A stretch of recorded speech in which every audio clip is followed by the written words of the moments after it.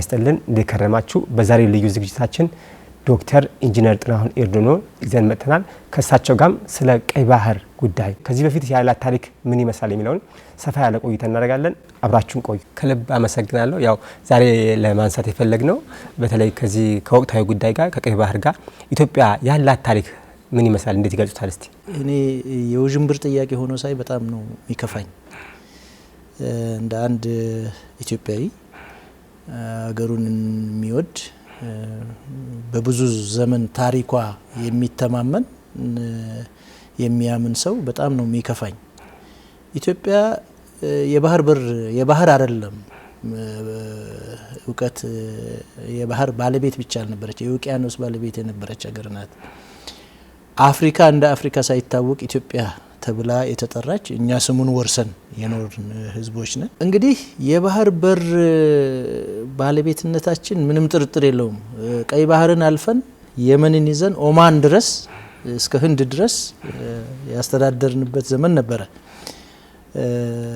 ይህ የባህር ጥያቄ ብቻ አይደል የውቅያኖስ ጥያቄም አለን ለምሳሌ በአንሸንት ግሪክ አትላንቲክ ኦሽን ከአፍሪካ በስተምዕራብ በአሜሪካና በአፍሪካ መካከል ያለው ውቅያኖስ እኮ ኢትዮፒክ ኦሽን ነው የሚለው ይሄን የግብጽና አጋሮቿ ጠላትነት ወይም የግድቡ እርሾ በሚለው መጽሐፌ ውስጥ ታገኘዋለህ እና እቺ ናት እንግዲህ የባህር በር ብቻ ሳይሆን የውቅያኖስን ባለቤት የነበረች ናት ስለዚህ የባህር በራችን ቻሌንጅ ውስጥ ገብቶ ያውቃል ግልጽ ነው በኦቶማን ቱርኮች ችግር ውስጥ ገብቶ ያውቃል ኦቶማን ቱርኮች ከወጡ በኋላ ቱርክ ለኢጂፕት አሰርክባ የሄደችበት ሁኔታ ነበር የቀይ ባህር አካባቢ ቱርኮችን ከቀይ ባህር ከምጽዋ አካባቢ አባረን በጦርነት አሸንፈን የቀይ ባህር ባለቤት የሆንበት ጊዜ ነበረ ከዛ በኋላ ቅኝ ገዢዎች መጡ እነ ጣሊያን እነ ፈረንሳይ እነ እንግሊዝ መጡና የቀይ ባህርም የህንድ ውቅያኖስም መውጫችንን ዘግተው የያዙበት ሁኔታ ነው ያለው ይሄ በስማ በለው የምናወራው ሳይሆን ፈረንጆቹም የቅኝ ገዢዎቹም ጸሐፊዎች የኛም ጸሐፊዎች ትላንትና የነበረ እውነት ነው ስለዚህ ምንም አይነት ጥያቄ ሊነሳ አይገባም በቀይ ባህር ታሪካዊ ባለቤትነታችን በውቅያኖስ ባለቤትነታችን እንዴት ነው ያጣነው ነው አሁን ዋናው እንዴት አጣነው ነው እንግዲህ መጀመሪያ የኤርትራን ጉዳይ ብናነሳ ቀይ ባህር በኤርትራ በኩል ኤርትራ በመትባለው 14ኛ ክፍለ ሀገር ነበረች አጼ ኃይለ ሥላሴ ጊዜ እኔ ነበርኩ በዛን ጊዜ ኤሌመንተሪ የተማርኩት በሱ ምን ኤሌመንተሪ ብቻ ሃይ ስኩል እስከ ደርግ ጊዜ ድረስ ክፍለ ሀገር ዲቪዥን ነው የነበረው ክልል የሚባል ነገር የመጣው ከ1983 በኋላ ነውና በዛ ቴሪቶሪ አካባቢ ወደ 2200 ምናምን ኪሎ ሜትር ነው ኮስታል ላይኑን ዚግዛጉን ተከትለን ብንለካው ከራስ ዱሜራ እስከ ራስ ቄሳር ድረስ ያለው 2000 ምናምን ኪሎ ሜትር ነው ብዙ ሰዎች 1000 ኪሎ ሜትር ይላሉ ኤር ዲስታንስ ነው ቀጥታ ስትሬት ላይን ዲስታንስ አሎንግ ዘ ስትሬት ላይን የሚባላልና በቀጥታ መስመር ርቀት ነው እሱ ስለዚህ ያን ሁሉ እንዴት አጣን የሚለው እንግዲህ ኢትዮጵያ የነበረችበት በተለይ ከበርሊን ስብሰባ በኋላ አውሮፓውያን አፍሪካን እንዴት እንደሚቀራመቱ ከወሰኑ በኋላ የተከሰተ ጉዳይ ነው ስለዚህ ምንድነው የሆነው አንድ ጁሴፔ ሳፔቶ የሚባል ጣሊያናዊ አሳስጋሪ በኤርትራ አርጎ በምጽዋ አርጎ ወደ ቀይ ባህር ከዛም አልፎ ወደ ህንድ ውቅያኖስ የሚመላለስ ሰው ነበርና ይህ ሰው በዛ አካባቢ አሳ ያሰገረ ባይዘዌ ዋና ስራው አሳ ማስገር አይደለም በኢጣሊያ ሚሽን የተሰጠው በሃይማኖት በካቶሊክ ሃይማኖት ስም ቅኝ ግዛት የኢጣሊያ መንግስት ቀዳዳ የሚያገኝበት ሁኔታ ሚሽን የተሰጠው ነው የሚሆነውና ከዛ ሱልጣን ኢብራሂም ከሚባሉ የአሰብ አካባቢ ገዢ ጋር ይተዋወቃል ሲተዋወቅ አሳውን ሲያሰግር ምን ሲል ከዛ በኋላ ሩባቲኖ ለተባለ የመርከብ ድርጅት ጣሊያናዊ ትልቅ የመርከብ ድርጅት አሰብ አካባቢ ትንሽ መርከብ ማሳረፊያ እንዲሸጡ ያስማማል ከሱልጣን ኢብራሂም ጋር እንግዲህ ትግርኛንም አፋርኛንም የተማረበት ሁኔታ ነው ከታሪኩ ምን እንደረዳውና ከዛ በኋላ ሱልጣን ኢብራሂም የሆነች መሬት አሁን አሰብ የምትባለው አካባቢ ይሸጡለታል በትንሽ ብር ነው ከሸጡለት በኋላ ቀስ እያለ አሳውን እያሰገረ በዛ አካባቢ እየተመላለሰ ቋንቋውንም እየለመደ ቤተኛ እየሆነ ትግርኛንም አፋርኛንም እየሞካከረ መጨረሻ ላይ ከሩባቲኖ የተባለው ድርጅት አሳልፎ ይሸጠዋል ማለት ነው። ሩባቲኖ የተባለው ድርጅት ደግሞ ለኢጣሊያ መንግስት አሳልፎ ይሰጣል አሰብ። እንግዲህ ከአሰብ ይነሳና ጣሊያን ወደ ሰሜን እየተስፋፋ አይተ እንደሆነ ከምጽዋ ትንሽ ወረድ ብሎ አንድ ፔኒንሱላ አለች የገባችው መሬት ከሱ ወደ ታች ጥዮ በሚባለው መስመር ላይ የማዶሻ ዘንግ የሚመስለው የኤርትራ ክፍል እንግዲህ ሬዚስታንስ በኢትዮጵያ በኩል ወደዚህ ገፍቶ እንዳይመጣ ሬዚስታንስ ስለነበረ በ50 60 ኪሎ ሜትር ርቀት ባህር በሩን ይዞ የሄደው ማለት ነው። ከዛ ወደ ሰሜን ሲሰፋ ትንሽ የኤርትራ አካባቢ እስከ ሱዳን ድረስ አስፍቶ የያዘበት ሁኔታ ነው ያለው። እንግዲህ በዛ ጊዜ ውጊያዎች ነበሩ። አጼ ዮሐንስ ራስ አሉላ እየተዋጉ እየተመለሰ ከቀይ ባህር እያደረሱ እየተመለሰ እየተባለ እንግዲህ አጼ ዮሐንስም ራስ አሉላም ያልፋሉ። በተደረገው ከደርቡሾች ጋር ነው እንግዲህ አጼ ዮሐንስ እንትን ያሉት። ከዛ በኋላ እንግዲህ አሁን ኤርትራ የምትባለው ቴሪቶሪ ይዞ ቆየ ማለት ነው። አሁን ከዛ ከኤርትራ ወደ ትግራይ ሌላ ግዛት ፍለጋ እንደገና መሬት እየቆፈረ እንደውም አጼ ምኒልክ እንደ ፍልፈል መሬት እየቆፈረ አስቸገረኝ የሚል እንትን አላቸውና የያዘውን ይዞ እንደመቆየት ማስፋት ጀመረ። የቅኝ ግዛት አላማው ይሄ ነው። ቀዳዳ ከፍቶ ከገባ በኋላ እያሰፋ ሲመጣ ነው እንግዲህ ይሄ የውጫሌ ውል የሚባለው የመጣው። በውጫሌ ሲፈራረሙ ሁለቱም እንዳይተላለፉ ነው እንግዲህ አሁን ያለበትን ቦታ ይዞ እንዲቆይ ውል ሲፈራረሙ አንቀጽ 17 ነገር አመጣች። ምንድነው የሆነው? በኢጣሊያንኛ አንቀጽ በዛ ውል አንቀጽ 17 በኢጣሊያንኛ ኢትዮጵያ ከሌላ አገር ጋር የምታደርገው ግንኙነት በኢጣሊያ በኩል ይሆናል ይላል በጣሊያንኛው። ኢትዮጵያ ደግሞ ቅኝ አልተገዛችም፣ ቅኝ እንድትገዛም አትችልም። እንደ ቅኝ ግዛት ነው እነሱ በጣሊያንኛ ያደረጉት። እነ ቅኝ ግዛታቸው አድርገው እንግዲህ እነሱ ኃላፊ ሆነው አንድ አገር በእነሱ በኩል አይነት። በአማርኛው ደግሞ ኢትዮጵያ ከየትኛውም አገር ጋር የራሷን ግንኙነት ማድረግ እንደምትችል የተጻፈው ሁለቱም ኮንሳይድ እንደማያረግ እንደማይጣጣም ሲጋለጥ እንግዲህ ወደ አድዋ ጦርነት ያመራ። በአድዋ ጦርነት ጣሊያንን ነቅለን ከኤርትራ ማስወጣት አልቻልንም። ምናልባት ገፍተን እንሂድ ብንል ምናልባት ኢትዮጵያ በቅኝ ግዛት የመውደቅ እድሏ ይሰፋ ነበር። ምክንያቱም የባህር ልምድ የለንም፣ የባህር ኃይል የለንም። የባህር ኃይል መስርቶ ምጽዋ ላይ ለከተመው አስመራ ላይ ለከተመው የኢጣሊያ ኃይል እጅ መስጠት ነው የሚሆነው። እዛ ገብተን ተመልሰን እንወጣ ነበር ወይ? በትክክለኛ አእምሮ ካሰብ ነው የማይሆን ነው። ስለዚህ የማይሆን ሆኖባቸው መመለስ የተገደድንበት ሁኔታ ነው ያለው። ከዛ በኋላ ነው እንግዲህ ጣሊያኖች ወጡ፣ የአድዋ ጦርነት ሆነ። ከአድዋ ጦርነት በኋላ የሆነው አሁን የገለጽኩት ነው። ከዛ በኋላ ጣሊያኖች ተሸንፈው በአድዋ ተሸንፈው ከወጡ በኋላ እንግዲህ ኢትዮጵያ የአጼ ምኒልክ የራሳቸውን ቴሪቶሪ ወደ ደቡብ የማስፋት ሌሎች አካባቢዎችን የማስፋት አጀንዳ ውስጥ ገቡ።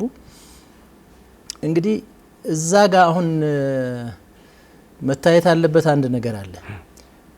ከአድዋ ጦርነት በኋላ ኢትዮጵያ አሁን የያዘችው የኤርትራ ቅርጽ እንደያዘች ቆየች። ይህ ከሆነ በኋላ እንደገና 40 ዓመት ቆይቶ ሌላ ጦርነት ፈነዳ። ሌላ ጦርነት ከፈነዳ በኋላ ምን ተከሰተ? የማይጨው ጦርነት እንግዲህ የተሸነፍንበት ነው። አጼ ኃይለ ሥላሴ ጥለው ሸሹ። 5 ዓመት ተዋግተን ስንመለስ በጣሊያን የተያዘችው መሬት በእንግሊዝ 10 ዓመት እንድትያዝ ሆነ። በሞግዚትነት እንግዲህ የጣሊያን ግሩፕ እነ ጀርመን ምናምን ናቸው። የእንግሊዝ ግሩፕ ደግሞ እነ ፈረንሳይ እና አሜሪካ ናቸው። አሁን የነ አሜሪካ የነ ፈረንሳይ ቡድን ሲያሸንፍ የነ እንግሊዝ ሲያሸንፍ የነ ጣሊያን ይዘውት የነበረ ቴሪቶሪ እንዴት ይሁን የሚል የዩናይትድ ኔሽን ውይይት ነበር። ዩናይትድ ኔሽን ሲወያይ በእንግሊዝ ሞግዚትነት 10 ዓመት ተያዘች። ከዛ በኋላ ወደ ዩናይትድ ኔሽን ከቀረበ በኋላ የኤርትራ ጉዳይ እንዴት ይሁን የሚል ውሳኔ መጣ ማለት ነው። ኤርትራ ለብቻዋ ትተዳደር ትገንጠል የሚል የአረቦች ስታንድ ነበረ። ኢትዮጵያ ወደ አገር የመልሷት ቴሪቶሪ ነች። ባህረ ነጋሽ የምትባል ሀገር እንጂ ኤርትራ የምትባል ሀገር ኖራ አታውቅም፣ ግዛቴ ናት ብላ ተከራከረች። በብዙ መከራ መጨረሻ ላይ ከኢትዮጵያ ጋር በፌዴሬሽን ትተዳደር የሚል መጣ ማለት ነው። በፌዴሬሽን እየተዳደረች እያለ አሁን ብዙ ኢትዮጵያውያን አስተያየት ሲሰጡ ሰማለሁ። አጼ ሚኒሊክ ኤርትራን ያስገነጠሉት አጼ ሚኒሊክ ናቸው፣ የባህር በር እንድናጣ ውል የተፈራረሙት እሳቸው ናቸው የሚል ማለት ነው። እሳቸው ያ ውል ባይፈራረሙ ኖሮ በዛው እንዲቀር እዛው ላይ እንዲቆም ባያረጉት ኖሮ ኢትዮጵያ መልሳ ቀኝ ግዛት የመግባት እድሏ ሰፊ ነበር እና ዩናይትድ ኔሽን መጨረሻ ላይ ፌዴሬሽን ወሰነ። ፌዴሬሽኑ ደግሞ እንዴት ነው የፈረሰው? የኤርትራ እንደራሴዎች አጼ ኃይለ ሥላሴ አስመራ በገቡ ቁጥር ወደ ሀገራችን መልሱን የሚል ጥያቄ። አሁን እዚህም ላይ ብዙ ሰዎች በጣም ሲሳሳቱ አጼ ኃይለ ሥላሴ ብድግ ብለው የኤርትራን ፌዴሬሽን እንዳፈረሱ ተደርገው የሚታየው ስህተት ነው። በኤርትራ እንደራሴዎች ፍላጎት ነው የቀላቀሏት ፌዴሬሽኑን ያፈረሱት ማለት ነው። እንደውም ጠቅላይ ሚኒስትር አክሊሉ ሀብተወልድ እንዳይቸኩሉ አጼ ኃይለ ሥላሴ እንዳይቸኩሉና እንዳይቀላቅሉ እንትን ብለው ነበር፣ ሀሳብ አቅርበው ነበር። የኤርትራ ከእናት ሀገራችን ይቀላቅሉን ጥያቄ የእያንዳንዱ ኤርትራዊ ጥያቄ እስኪሆን ድረስ እንጠብቅ፣ ጠላት ብዙ አለ፣ ሌላ ችግር ይመጣብናል ብሎ መክሯቸው ያውቃል።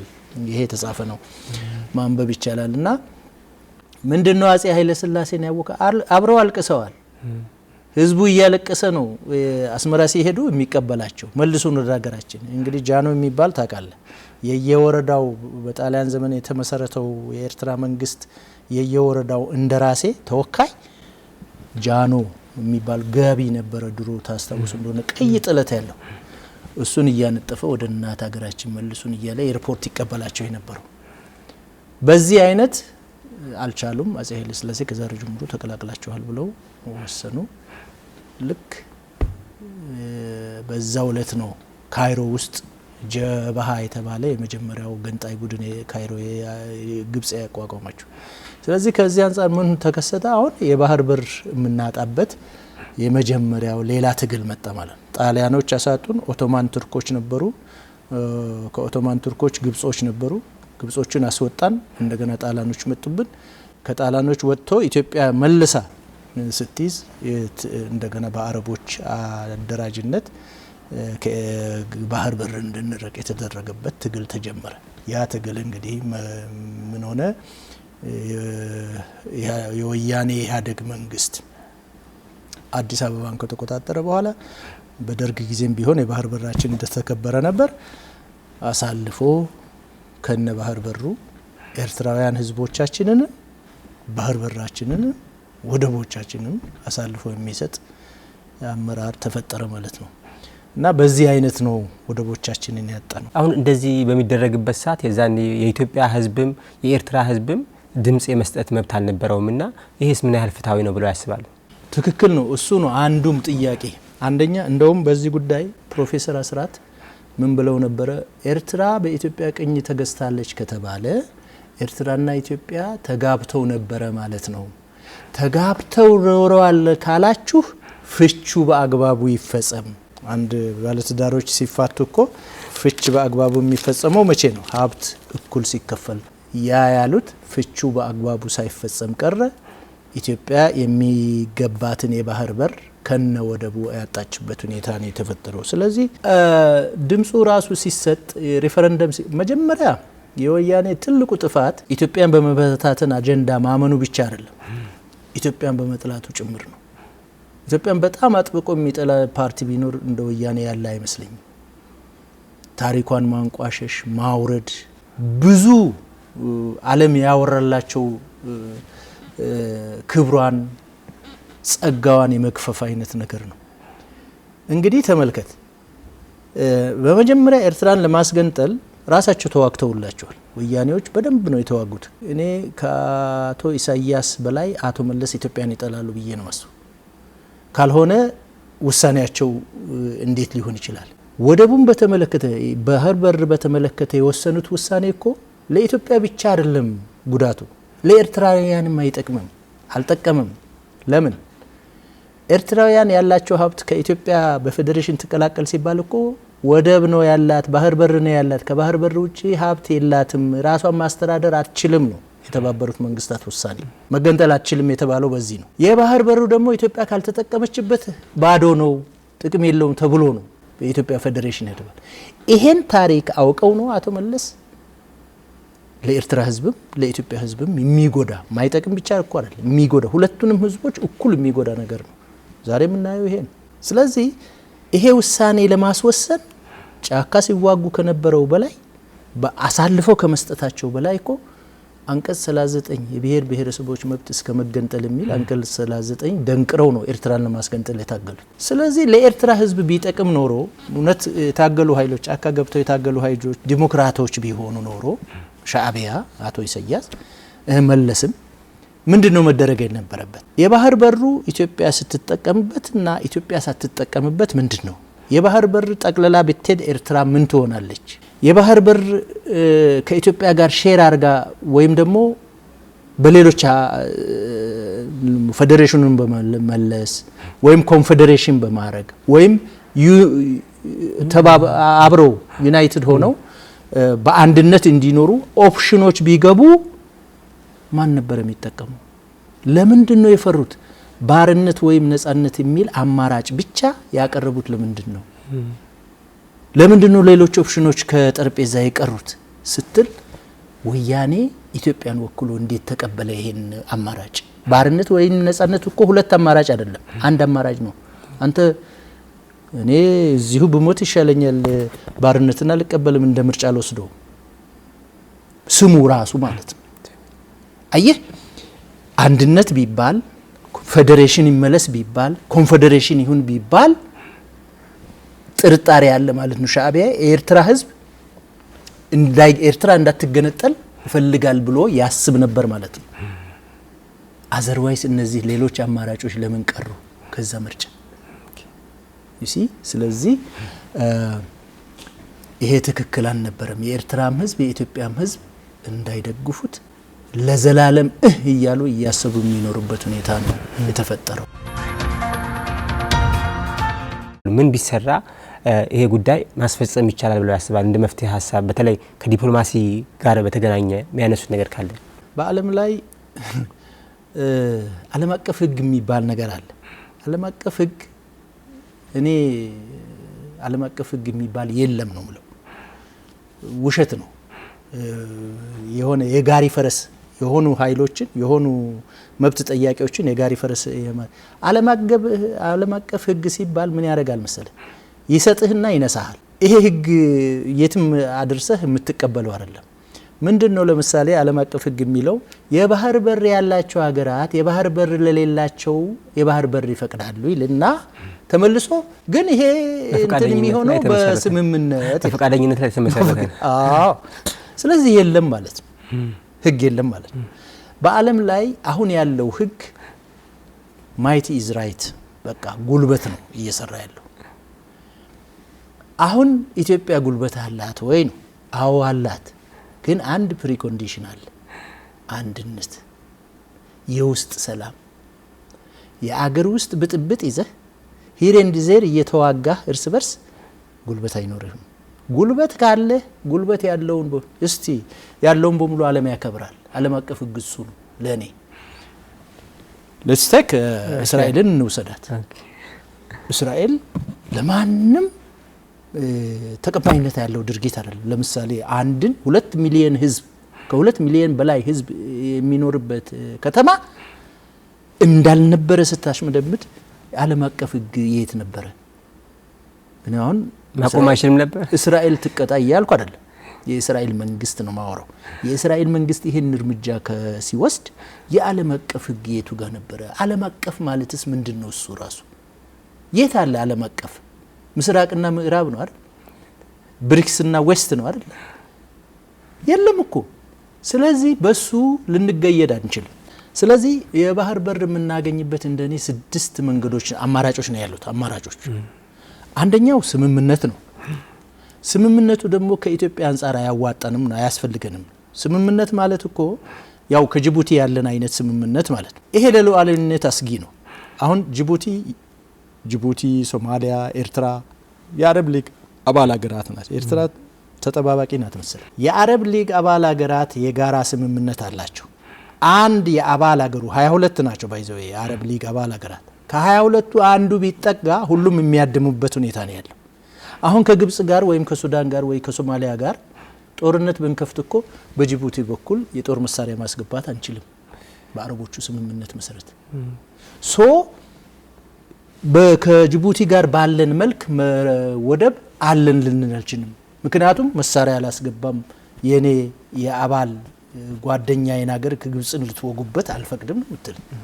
ደህንነት አደጋ ላይ ወድቋል። አለቀ። ሉዓላዊነት አደጋ ውስጥ አንድ ስምምነት አይሰራም። አንዱ ስምምነት ነው። ሁለተኛ ሰጥቶ መቀበል ነው። ሰጥቶ መቀበል ኢትዮጵያ ለኤርትራ ወይም ለጅቡቲ ወይም ለሶማሊላንድ የምትሰጠው ብዙ ነገር አላት። ሊፈቅዱ ይገባል። በቃ የሆነ ነገር እንሰጣቸዋለን ለዘላለም፣ እነሱ ደግሞ ወደብ ባህር በር ለዘላለም ይሰጡናል። አለቀ። በድርድር በዛ በሚሆነ አግሪመንት ነው። ይሄ ይቻላል፣ ግን ከሻዕቢያ መንግስት አይቻልም።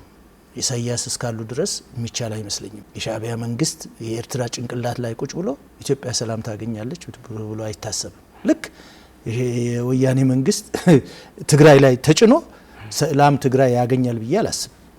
ዘሴም ቱዛት የወያኔ የዘር ፖለቲካ በኢትዮጵያ ህዝብ ጭንቅላት ወይም በኢትዮጵያ ህዝብ ተነስቶ ኢትዮጵያም ሰላም አታገኝ። እነዚህ መታገል። ስለዚህ ሰጥቶ መቀበል አለን። ብዙ ነገር መስጠት እንችላለን። እነሱ ዝርዝሩ እዚህ አስፈላጊ አይደለም። ኃይል ኤሌክትሪክ ኃይል ኤርትራ ውስጥ በጣም ከባድ ነው፣ ችግር ነው። አስተማማኝ ኃይል መስጠት እንችላለን። ምን ያደርግላታል? 2000 ምናምን ኪሎ ሜትር ባህር በር ምቀኝነት ነው። የአረቦቹ ፍላጎት ነው፣ የግብጽ ፍላጎት ነው። ግብጽ ኢትዮጵያ እንዳትጠናከር እንድትሽመደመድ በማድረግ የአባይ ውሃ ወይም ይሄ የ3/4 የኢትዮጵያ ቴሪቶሪ ውሃ ዘላለም በነፃ እንዲፈስላት ነው የምትፈልገው። ዋና አጀንዳ ሴሉ ያለው እዚህ ጋር ነው። አየህ፣ የነገሩ ነቀርሳ እዚህ ጋር ነው ያለው። ስለዚህ የግብጽ ጉዳይ አስፈጻሚ ነው የሻዕቢያ መንግስት። እሱ ካልተነሳ ለኢትዮጵያ ሰላም አይሰጥም። ሶስተኛው ሊዝ ነው። ለሆነ አመታት በተመጣጣኝ ዋጋ ኢንተርፊር የማታረግበት ደረጃ ማለት ነው። ይሄን አስወጣ ይሄን አስገባ የማትልበት ነፃ የሆነ በሊዝ ለ100 አመትም ለ50 አመትም ዲፔንድስ ልሰጠን ይገባል። ኢሳያስ ያደርገው ኦኬ ሉክ ከኢሳያስ ጋር አይደረግም፣ ግን መደረግ የሚችል ነው። ይሄም አራተኛው ሀያላን ሀገራት እነዚህ ቅድም ያልኳቸው የማይፈለጉ እንግዶች ጣሊያን፣ ፈረንሳይና እንግሊዝ ባይመጡ ኖሮ እኮ ኢትዮጵያ የባህር በር አላት። ኤርትራም አትገነጠልም። 2000 አይደለም የባህር በር የውቅያኖስ በርም ነበራት ነው። ከነዚህ ሶስት ኃይሎች ጋር የኢትዮጵያ መንግስት ቁጭ ብሎ መወያየት፣ ውድቀታችን ሁሉ ከናንተ ሳንጋብዛችሁ መምጣት ጋር ኮሎኒ ፍለጋ መጣችሁ እኛን እዚህ ጋር አደረሳችሁ ነው። በላቲን አሜሪካ ቦሊቪያ የምትባል ሀገር አለች። ቺሊና ፔሩ ጋር በአደራድረው ቅኝ ገዢዎቹ ራሳቸው ነፃ የባህር በር እንድታገኝ አድርገዋታል። እኛም ማድረግ ይችላሉ እነዚህ ሀገሮች። ዛሬም እኮ ጣሊያን በኤርትራ ላይ ተጽዕኖ አላት። ዛሬም እኮ ፈረንሳይ በጅቡቲ ላይ ተጽዕኖ አላት። ዛሬም እኮ እንግሊዝ በብሪቲሽ ሶማሊላንድ ላይ ተጽዕኖ አላት። ኮሪደር ለኢትዮጵያ ስጡ። እኔ አላግባብ መጥቼ ነው ኦኬ ለኢትዮጵያ በር የዘጋሁት እኔ ነኝ ማለት ይችላል። ሞራል ያላቸው ህዝቦች ናቸው ብዬ አስባለሁ። ኢኮኖሚያቸውም ዲፔንድ የሆነ በእነሱ ስለሆነ ሁሉም ነገር ድጋፍ እንደረግላቸው አው ተጽዕኖቸው ሰፊ ነው። እነዚህ ሀገራት የኢትዮጵያ ችግር ይገባቸዋል ወይ? ዛሬ ላለንበት ችግር የባህር ወደብ አለመኖር እኮ ከ25 እስከ 40% እኮ ነው በአንተ ኢኮኖሚ ላይ። ለምሳሌ አሁን ያንተ ደሞዝ ስንት ነው? 10,000 ብር ቢኖርህ 30%ን ቀንስ። የ10,000 ብር ከ25 እስከ 40% ማለት 75 ነው። 75 ለ2 37.5 37.5% ማለት ወደ 3700 ብር አካባቢ ነው። በየወሩ 3700 ብር የምትከፍለው ወደብ ጭማሪ ላይ ነው ማለት ነው። ወደብ የሌላቸው ሀገራት ከ25 በመቶ እስከ 40 በመቶ ኢኮኖሚያቸው የኑሮ ውድነት ይጨምርባቸዋል። ከዚህ አጓጉዘን ጅቡቲ አስፍረን የምንሸጠው እቃ ሸቀጥ ጅቡቲ ላይ ለተቀመጠበት እንከፍላለን። ጅቡቲን አቋርጦ በመሄዱ እንከፍላለን። የሚመጣውም እቃ ጅቡቲ አቋርጦ ወደ ኢትዮጵያ ሲመጣ ተከፍላለ። ጅቡቲ አዲስ አበባ እስኪ ጓጓዝ ድረስ ጅቡቲ ለተቀመጠበት ተከፍላለ። የኛ የኢትዮጵያን የኑሮ ውድነት ከወደብ ጋር የተያያዘ ያለው በስምምነት በሰጥቶ መቀበል በሊዝ ከሶስቱ አገራት ጋር ከእንግሊዝ ከፈረንሳይና ከጣሊያን ጋር this is the mess they brought to us አይደል እንዴ ያመጡብን እነሱ ናቸው። እኛ ጋብዘናቸው እዚህ ባህር በራችንን አጥራችሁ በ60 ኪሎ ሜትር ጓሮ አስቀምጡን አላልናቸው። እየተዋጋን አይደለም እያልን ነው ተጽዕኖአቸውን የፈጠሩብን። ከነሱ ጋር መስራት ያስፈልጋል። ሌላኛው የዓለም አቀፍ ሕግ ያልከው ነው። ዓለም አቀፍ ሕግ ቅድም እንዳልኩ ምንድነው? የለም ውሸት ነው። ጉልበተኛ ነው በዓለም ላይ የሚኖረው። የራሽያ መንግስት የራሱን አይሰጥም፣ የሰውን አይነካም። ከተነካ ግን ትክክለኛ መልስ ይሰጣል። ይሄው አሁን ይንጫጫሉ፣ ምንም አያረጉትም። ጎልብቶ መገኘት ጉልበት ወሳኝነት የዓለም አቀፍ ሕግ ነው። እሱም የለም። ስድስተኛው ጦርነት ነው። ኢትዮጵያ በጦርነት መብቷን ታስከብራለች ወይ? አዎ፣ ለኔ አዎ። ግን አንድ ኮንዲሽን አለ፣ የውስጥ ሰላም መጀመሪያ። አጼ ሚኒሊክ ብዙ ጥያቄ ነበረባቸው አድዋ ከመዝመታቸው በፊት። እዛ ጋር ግራዝማችነት አነሰኝ፣ እዛ ጋር ቀኛዝማችነት አነሰኝ፣ እዛ ጋር ራስ አርጉኝ፣ እዛ ጋር ጋሻ አነሰኝ፣ እዚህ ጋር ቴሪቶሪ ግዛት አነሰኝ፣ አውራጃ ጨምሩልኝ ምናምን የሚል ማአት ነበር። ለሁሉም ወተፉለት። ስልጣን ለሚፈልግ ስልጣን፣ ግዛት ለሚፈልግ ግዛት ሰጥተው ጸጥ ካረጉት በኋላ ህዝባቸው ምን ብሎ ሄዱ? እስከ ጥቅምት እኩሌታ ድረስ ወራኢሉ ላገኘ ሃይማኖት የሚያበላሽ ሀገር የሚያሳጣ ጠላት መጥቶብሃል፣ ወስልተህ የቀረህ እንደሆነ ትቀየመኛል ብለው ከዛ በፊት የሚያስፈልጋቸው መሳሪያ ሰብስበዋል። ደግሞ የብልህነታቸው እንትን የሚገርመኝ ከጣሊያን ሳይቀር ነው መሳሪያ የሰበሰቡት። which መሳሪያ ዋናው መሳሪያ ሰጥተውናል ወይ አላቅም። ከጣሊያን ሳይቀር ከፈረንሳይ በግዢ ከራሽያ በእርዳታና በግዢ የሚያስፈልጋቸውን ካረጉ በኋላ ነው ተከተለኝ ብለው የሄዱት። 4 ወር እግር መንገድ አቋርጦ ሄደው ተከትሏቸው ድል አድርገው መጡ። ለምን? ውስጥ ችግር የለም፣ አንድነት ነበረ፣ ሰላም ነበረ። ስለዚህ ኢትዮጵያ ካሉት ከሰጠቀስኳቸው 6 አማራጮች ዘወርስ አማራጭ ሊመጣባት ይችላል። በዚህ መቀጠል እኮ አንችልም። የጅቡቲያውያን ትዕቢትና ዲማንድም እየቀጠለ ይሄዳል። የኛም ሳፈሪንግ መከራ ስቃይ እየቀጠለ ይሄዳል። ስለዚህ ጦርነት እንደ አማራጭ ለመጠቀም ቶሎ ብለን የውስጥ ችግሮቻችንን መፍታት ያስፈልጋል። እዚህ በየቦታው የምናደርገው ጦርነት ከፖሊስ አቅም ደረጃ ማውረድ ይጠበቃል። ከፖሊስ አቅም በላይ በሆነ ሁኔታ እኔ ከአንድ ወር በላይ መዋጋት አለ። ሰራዊት መድበህ የምትዋጋ ከሆነ ድንገተኛ የተፈጠረ ችግር ከሆነ የውስጥ ጦርነት ከአንድ ወር በላይ ከፖሊስ አቅም በላይ ከተዋጋ ችግር ያለው ፖለቲካ ላይ ነው ማለት ነው። አጠቃላይ እስቲ ጠቅልል አድርገው ከዚህ ካሁን ካነሳነው ከባህር በር ከቀይ ባህር ጋር አያይዘው የሚያስተላልፉት መልእክት አድርገን አጠራርገ እንቋጭ። የኢትዮጵያ ሕዝብ የባህር በሩን በተመለከተ ጀምሮታል። አሁን ወደ ኋላ መሸሽ የለም። ቅድም እንዳልኩት የውስጥ ችግሮቻችንን እያስወገድን ከነዚህ አማራጮች በሰላማዊ አማራጮች ቅድም የጠቀስኳቸው 5ቱን አማራጮች ለኢትዮጵያ በሚጠቅም መልኩ ፌል የማያደርግ አማራጭ ማለት ነው። ይሄ ፕሪኮንዲሽን የሌለው ሳልፈትሽህ አትወጣም፣ ሳልፈትሽህ አትገባም የሚባል ወደብ የግድ ነው። ያንን እስኪያገኝ ድረስ የኢትዮጵያ ወጣት ወደዛ ይሰብሰብ። የነበረውን የጥንት የሺህ ዓመታት የውቅያኖስ ታሪኩን የህንድ ውቅያኖስ ቢያንስ የቀይ ባህር ባለቤትነቱን አምኖ መቀበልና ከመንግስት ጎን ተሰልፎ አቅጣጫ መጠበቅ መመሪያ መቀበል ይኖርበታል። ካሁን በኋላ ስለ ኑሮ ውድነት የምታስብ ከሆነ ለቀይ ባህር አልታገልም ብለህ ወይም ለባህር በር አልታገልም ብለህ የሚሆን ነገር አለ። የባህር በር ያለው ሀገር ተሰሚነት አለው። በዲፕሎማሲ ሉዓላዊነቱን ማስከበር ይችላል። እኛ እኮ አሁን የሉዓላዊነት ችግር ውስጥ ነው የምንገባው። ያልኩህ ከ1000 ኪሎ ሜትር በላይ ይሄ የመዶሻ ዘንግ የሚመስለው የኤርትራ ክፍል ግብጽ በፈለገች ሰዓት ጦርነት ልግጠም ካለች በዛ በባህር መጣ ልታጠቃን ትችላለች። የባህር ኃይል እዛ ጋር ከሌለን ማለት ነው።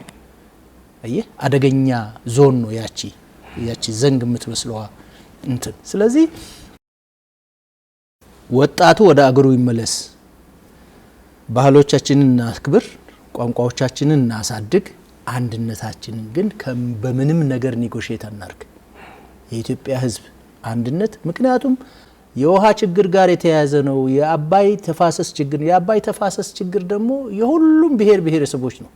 ይኸውልህ ኤርትራውያን ጀምረህ ትግራይ ኤርትራ በል ትግራይ በል አማራ በል ኦሮሚያ በል ቤንሻንጉል ጉሙዝ በል ጋምቤላ በል ደቡብ ህዝቦች ደቡብ ምዕራብ ኢትዮጵያ በል ከዛ ደግሞ ወደ ምስራቅ ስትመጣ የአባይ ሌላ ኢንዳይሬክት ገባር አለ። ሸበሌና ገናሌ ሶማሊያ በል ጅቡቲ በል እንግዲህ የምስራቁ የኢትዮጵያ ክፍል የምዕራቡ የኢትዮጵያ ክፍል ሰሜን ምዕራቡ ኢትዮጵያ ኦንሊ እኮ ከዚህ ውሃ ግብጾች የሚፈልጉት ውሃ ችግር የሌለባት እኮ አፋር ብቻ ነች። ዝሆን ኢትዮጵያ እኮ ነው እንደዛ አንድ የሚያደርገን ይሄ ነው። ከውሃ የተነሳ ችግር ከሆነ ውሃው የሁላችንም ነው። ወደ ውጭ ነው የሚፈሰው። ወደ ውስጥ የሚቀር አንድም ወንዝ የለም። አዋሽ አቤ ሀይቅ የምትባል ጅቡቲ ድንበር ላይ የምታቋርጥ ነች። ወደ ጅቡቲም ግን ውሃ ምንልከው ኢትዮጵያ ነው። ስለዚህ ወንዞቻችን ያመጡብን ጣጣ ሰፊ ነው፣ ብዙ ነው፣ ዘላለማዊ ነው። እሱን ለመዋጋት የምንችለው በአንድነታችን ነው። በአንድነታችን በምንም ነገር አንደራደር። በቋንቋችን በአንድነታችን የተነሳ በቋንቋችን ልንደራደር አንችልም። በባህላችን ልንደራደር አንችልም። አንድነት መቅደም አለበት። እነዛ እንደተከበሩ ይቆያሉ። ማን ነው አሁን እኔ የሲዳማ ባህል እንዳይከበር የሲዳማ ቋንቋ እንዳይከበር የሚፈልግ ኢትዮጵያዊ ያለ አይመስልኝም። ለምንድን ነው ታዲያ አንድነቱን ቅድሚያ ማንሰጠው? አመኖር አንችልማ። እንደ ሶማሊያ ሊያደርጉን እኮ ነው የሚፈልጉት። ግብጽ እኮ ጤናማ ፖለቲክስ አይደለም እየተከተላችሁ ኢትዮጵያን በተመለከተ። ኢትዮጵያ ካልጠፋች አልኖርም ብላ ነው እየሰራች ያለችው። ስለዚህ ኢትዮጵያ ላለመጥፋት ያላት አማራጭ አንድነቷን መደመር። ይሄ አንድነት የሚባለው ቃል የሚጠሉ ብዙ ስላሉ ነው ዶክተር አብይ መደመር እያሉ ነው ያለው። አንድነት ነው የሚያዋጣን ነው። ትክክል ነው።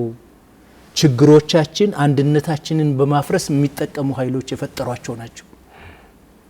ስለዚህ የኢትዮጵያ ሕዝብ የማስተላልፈው መልእክት ወጣቱ በተለይ የማስተላልፈው መልእክት የእርስ በርስ ጦርነትህን ትተህ ግባ ወደ ቤትህ። ዲሞክራሲያዊ መብቶችን በአግባቡ ጠይቅ ከጠመንጃ ባለፈ። ካልሆነ ለማናችንም የማይጠቅም የሶማሊያ አይነት መንግስት ነው የሚሆነው። ኦኬ ሶማሊያ እኮ እኛ ላይ ረጅም ድንበር ስላለ መንግስቷ እንዲቆም እኛ ታገል ወታደሮቻችን ልከን አሰውተናል እኮ ብዙ 15000 አካባቢ ነው የተሰዋ የሚባለው በሶማሊያ ጦርነት ማለት አቶ መለስ ካሉበት ጊዜ ጀምሮ ይሄን መስዋዕትነት የከፈልነው እየከፈልን መንግስት አቁመንላታል አይደል? ኢትዮጵያ ችግር ውስጥ ብትገባ የትኛው ሱዳን ነው የኛን ሰላም አስጠብቃ ኢትዮጵያ ውስጥ መንግስት እንዲኖር የምታደርገው? ግብጽ ናት፣ ኤርትራ ናት፣ ጅቡቲ ናት። ማን ነው? ሰችሜስ እኛ ያለንበት ብቻችንን ነን። ለዚህ ነው ምን ብያለሁ?